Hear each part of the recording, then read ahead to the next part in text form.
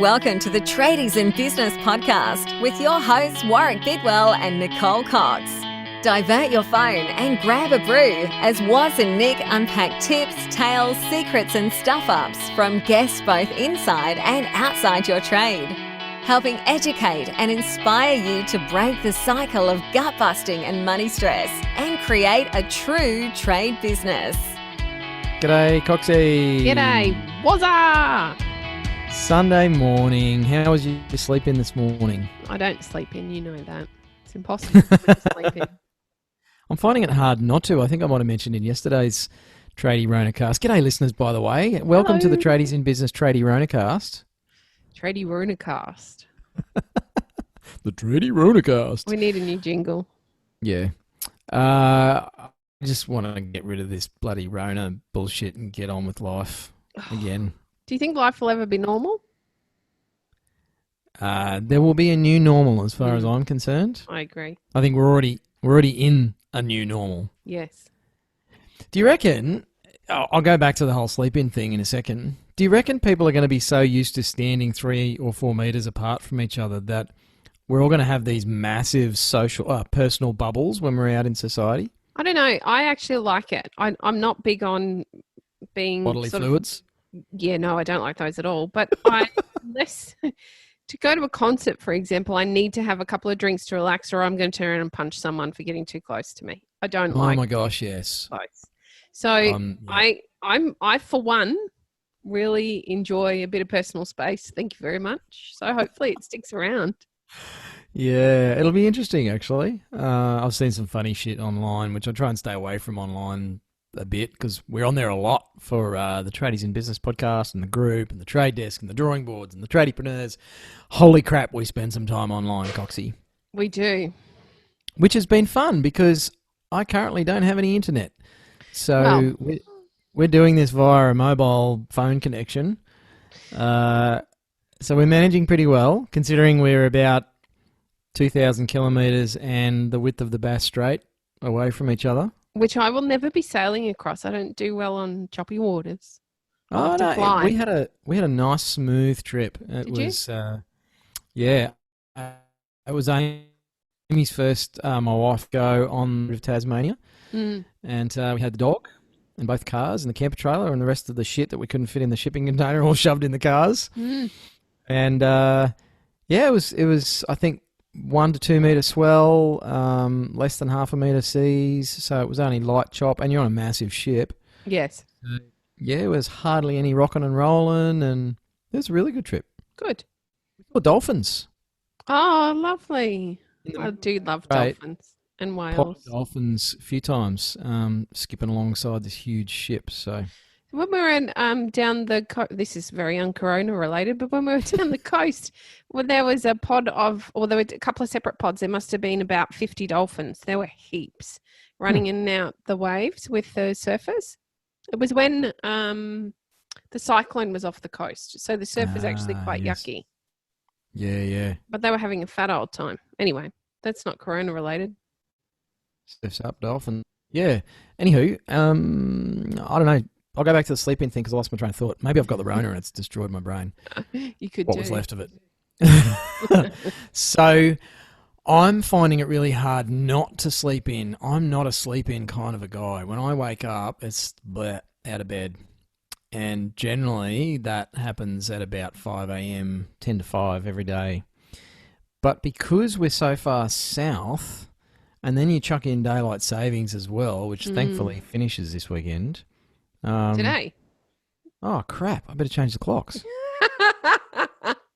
I'm surprised we actually managed to hook up at the right time. Me too. But even without daylight savings, the sun gets up so damn late down here. Yes. Like, 7 o'clock late. Is it lighter later? It is during the warmer months, but coming into winter, the days are pretty short down here. Are they? So the days you are on the bottom of the earth. Very short. Yes, we're down on the arse end of the earth down here. You are. Beautiful place though. So yeah, I'm getting, my body's a bit confused. It's like, dude, it's dark. Why are you getting up? I'm like, because it's 5 o'clock. and that's when I always get up. But it's been really nice because I get to watch the sun come up every morning over my coffee. That would be nice. So that is a nice change. That would be very nice. That's got fuck all to do with the Rona. So no, yep. I don't want to talk about Rona every day though.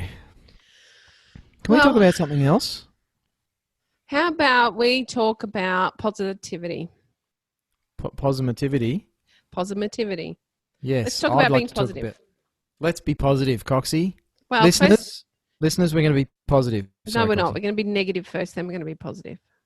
Because I have had an absolute shit load of fed upness this last couple of days with everybody's complaining. And I don't mean that their complaints may not be valid, but I think that we are, as a society, we're very good at complaining. And we're spending far too much time dwelling in the negative rather than looking to some of the positives.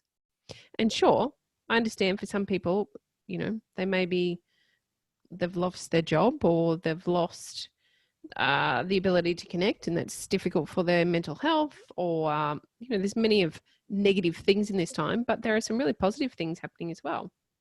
Like what? Wow. Can we look at the government's response? I think they're doing a fantastic job. I'll put it out there. Come on, you're not going to say positive things about the government, are you, Coxie? I actually am.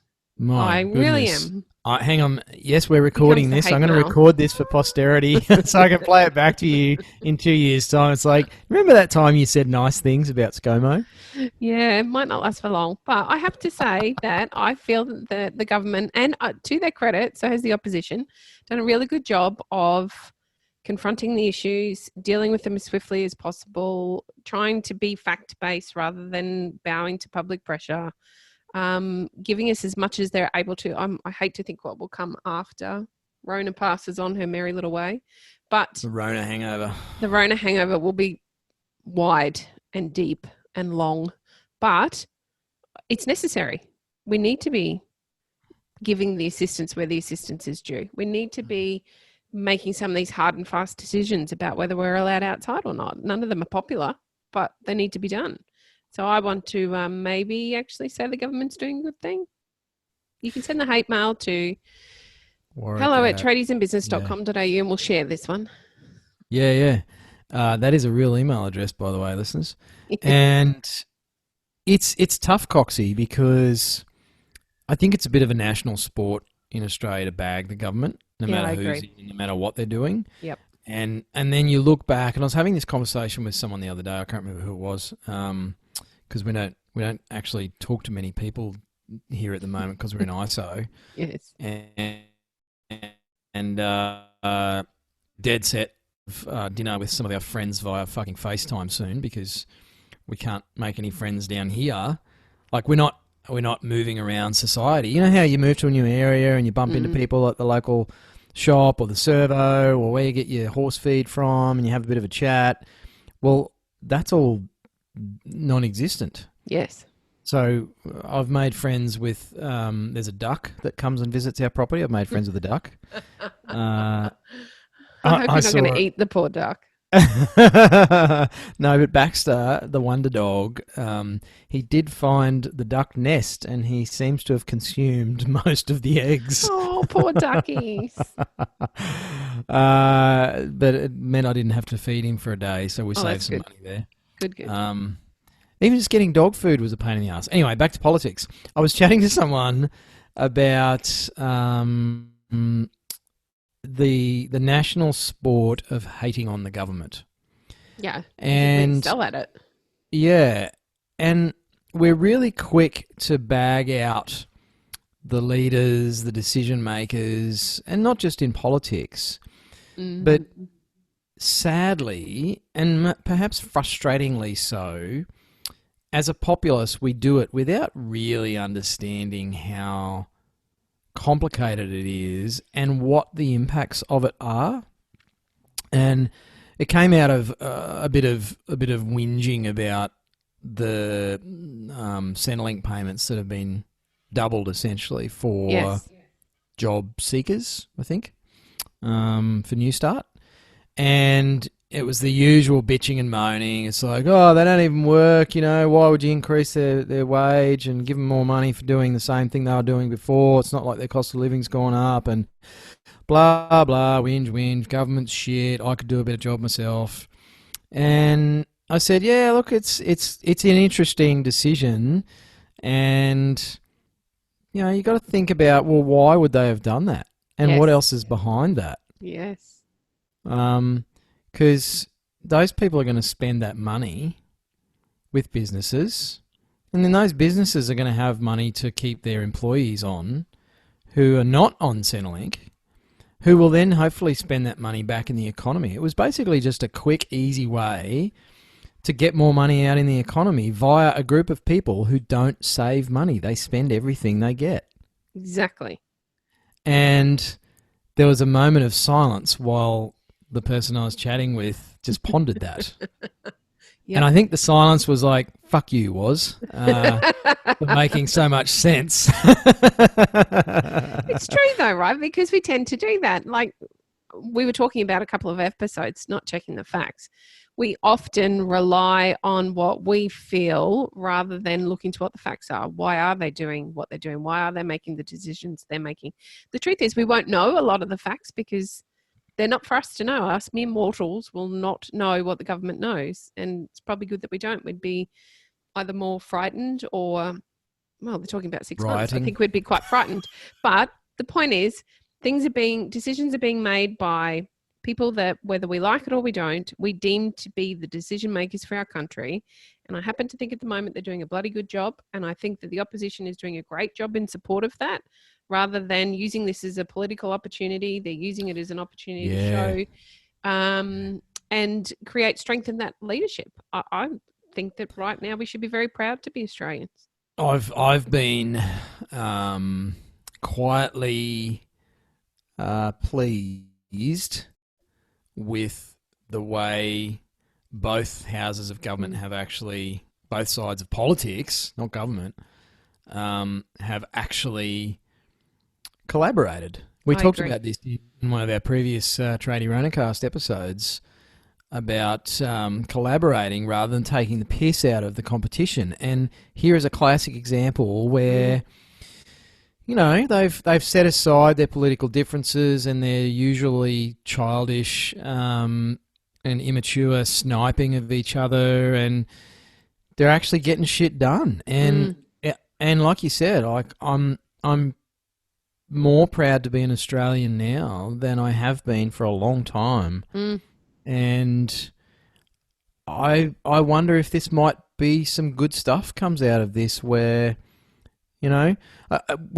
people look back in hindsight and retrospect at leaders like John Howard and Paul Keating and Bob Hawke, and those people were despised. Those leaders were despised when they were in power. John Howard got so much hate, and whether you're a Liberal or Labor voter, it doesn't really matter, for some of the things that he brought in this country. And, he led the gun control reforms and a lot of financial reforms and, changes to banking, as did Keating.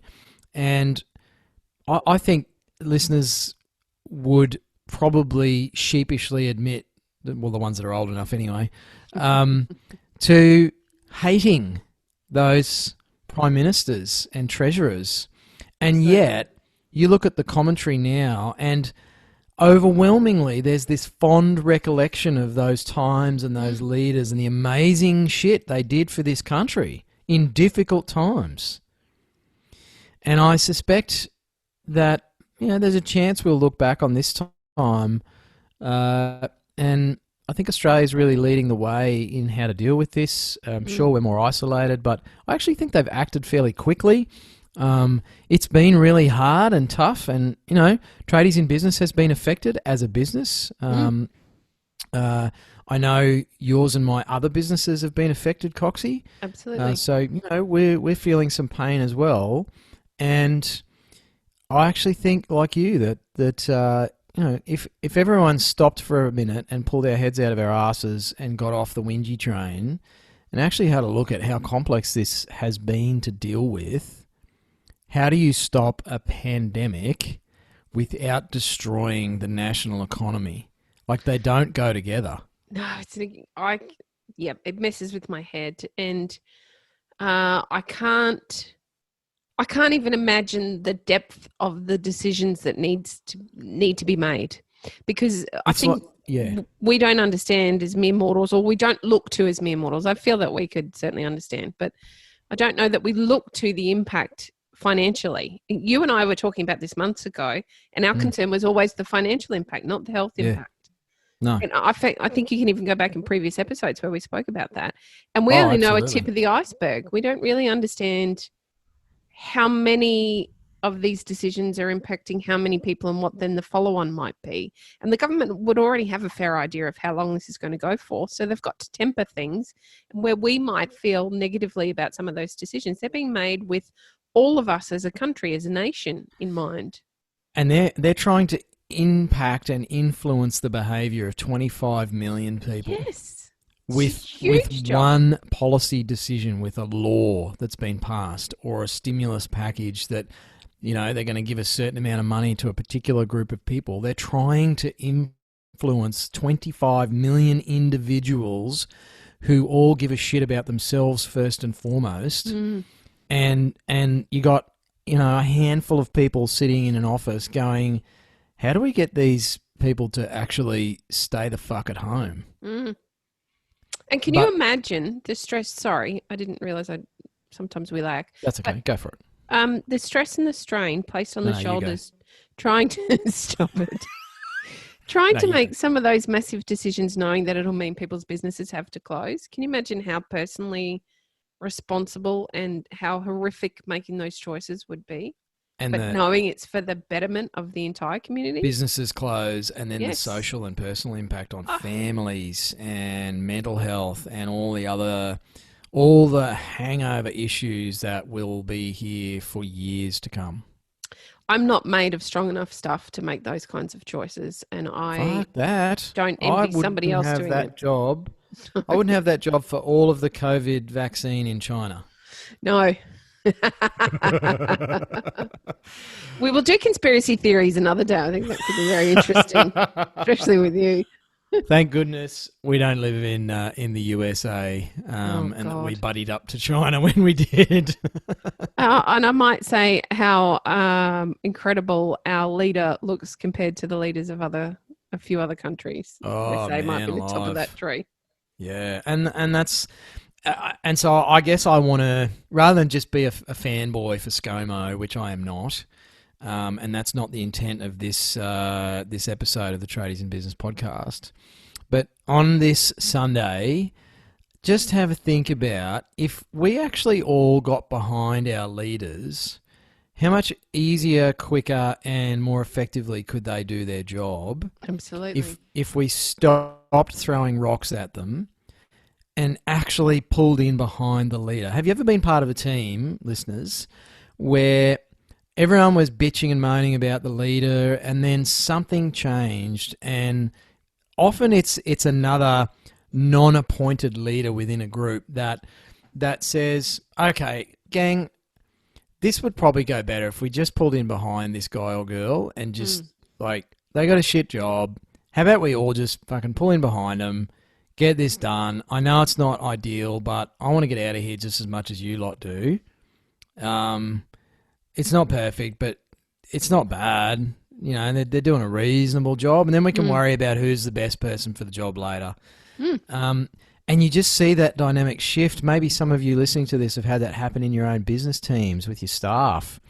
I think in some respect, to loop back to what you were saying before, Coxie, about the opposition party, about Labor, I think that's what they've done. They've got in behind ScoMo, and that's pulling a lot more people in to go, well, you know what, maybe they're doing a reasonable job after all, and hey, check out the data. Fuck, the number of new cases is dropping each day. Maybe there's a trend happening. Maybe we're doing a good job, and I can actually smell a little shift in the comments that I see and the tone of things online.